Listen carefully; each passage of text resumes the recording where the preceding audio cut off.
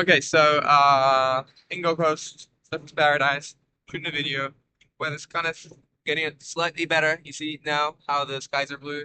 Fortunately, they were not so for the sunset, so I kind of lost for the sunrise, so I kind of lost the sunrise in the beach, which is supposed to be really nice.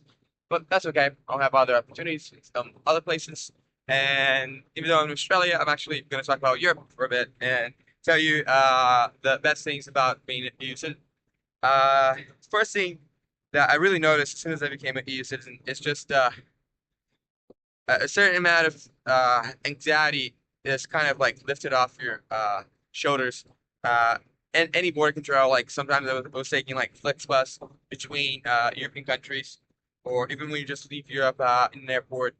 Just the fact, like when you leave, you literally just scan your passport and you're out, and there's no questions, there's no checking the 90 days kind of like free visa stuff. There's no nothing. You just like literally get out. Or for example, uh, between countries, sometimes there will be border control, just like checking everything. And like, if you don't have an EU passport, they sort of ask you like, well, some questions as to how long you've been in Europe and where you're going and how long you'll be staying. Whereas like when you have like a EU ID or EU passport and you're in the same situation, literally like just no questions are asked. And so even if you're just touristing around, just gives you like a little bit more of a hassle-free approach to traveling Europe, which is well obviously really really nice. There's no 3 month limit on anything. You can just be anywhere at any time. You're a citizen, and it kind of rocks. Uh, Another thing that I didn't really realize is you get a bunch of free stuff. When I was in France, I got into the Louvre for free. Uh, when I was in Italy, I went to Pompeii, and instead of paying like 17 euros, I paid like 2 euros.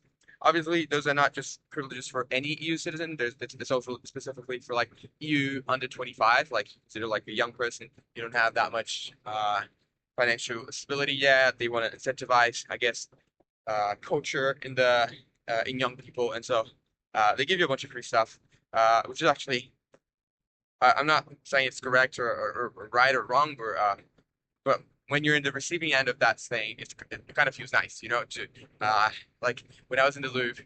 So I went there, and I went kind of late.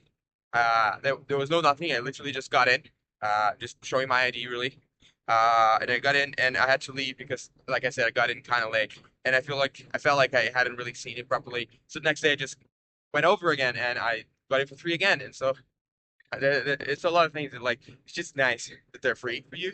And I definitely personally enjoyed that. Uh, Another stuff, just volunteering and labor rights.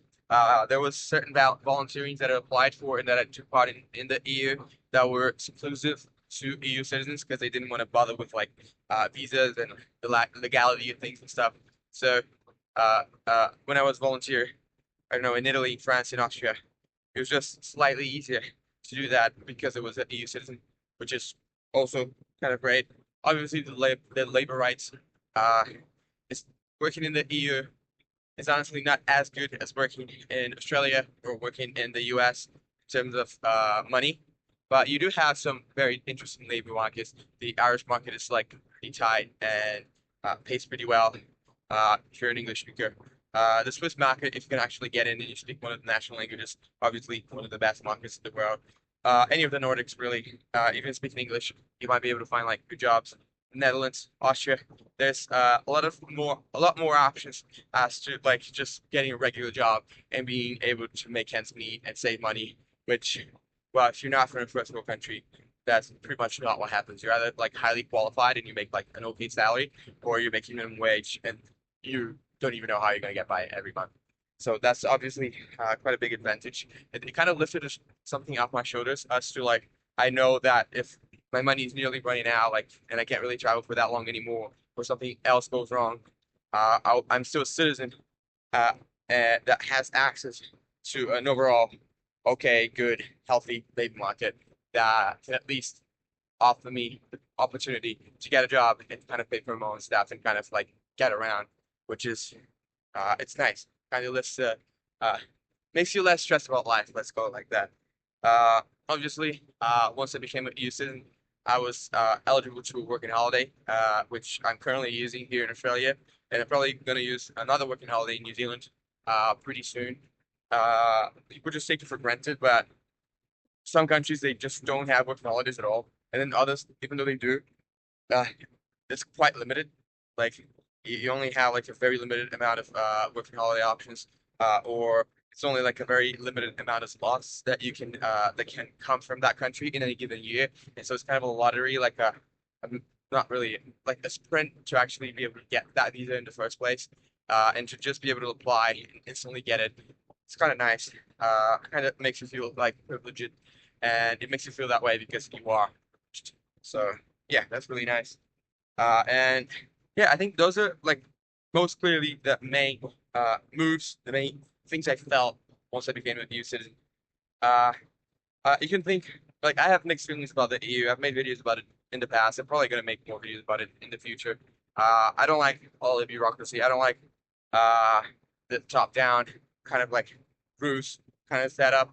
I would be happy with like a little more autonomy and independence for the countries, but just the freedom of trade, the freedom of movement, labor freedom, and uh, coherence, I guess, that you get as a EU citizen is something that I truly value. That I think is overall definitely a good thing, uh, and that I'm really happy that I have. Honestly, I guess I'm happy that in a way I'm European, and yeah, that's really cool. That's pretty much it. Uh, if you don't have an EU passport, obviously you could go and naturalize in any country, and eventually you'd become an EU citizen.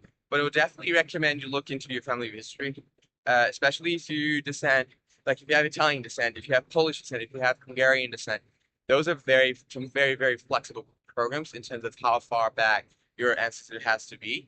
And they might end up giving you just passport, which would be pretty cool. Irish is also sort of flexible as well. And obviously, pretty much any country will give you a citizenship if your parents or sometimes even your grandparents were citizens. So you might be just sitting on a EU passport that you don't even know you could have.